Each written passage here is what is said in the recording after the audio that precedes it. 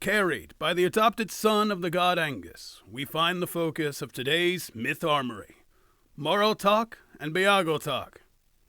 These two blades found their way from the hands of Manan MacLear, the god of the sea, to Angus, a god of youth, vitality, and many springtime things that tend to be attributed to heroes, both being members of the Duibne, who were the ancient gods of Ireland.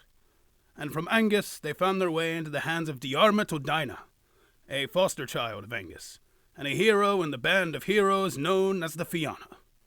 Now, in most accounts, we're not given much detail about how either sword looked, but certainly they had to bear some sort of mystical appearance, as the two spears, which Diarmuid also bore, the Gae Derg and the Gae Bo, were red and yellow, respectively, and had magic properties all their own that aren't the focus of this video.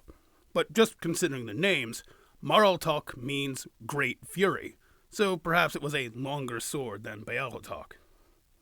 But the appearance is not what matters here, as both weapons, being worn and carried by the Duibne and handed down to Diarmuid, are mystical beyond typical slashing weaponry.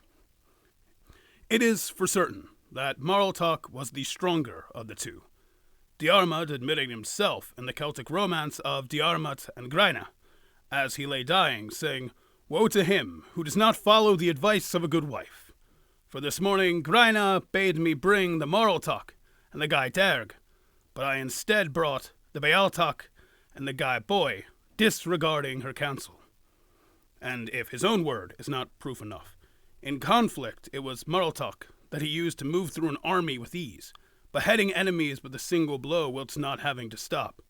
That is, of course, because Moralltach never leaves a strike unfinished. An enchantment upon it means that whatever it cuts, it is cut in two, regardless of who is swinging the blade, as even when laying on the ground, it split those who did not know its strength in twain as they walked along its blade's edge.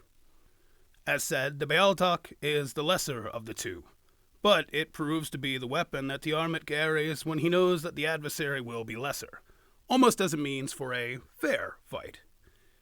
In the same story where he is killed by a boar, after hearing a dog crying out in the night, he says, "How can danger rise from such a small affair?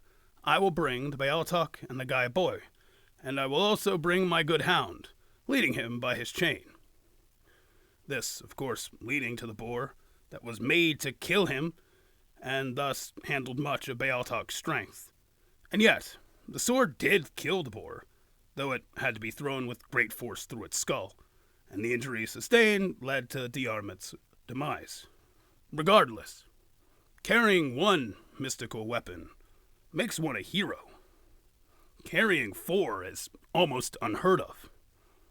Bearing a blade of lesser fury and one of greater, it would seem Diarmuid is a hero, like so many, that burns bright, but is extinguished quickly. And yet his blades stand the test of time, having slain armies and cast revenant spirits to eternal rest. As always, thanks for watching.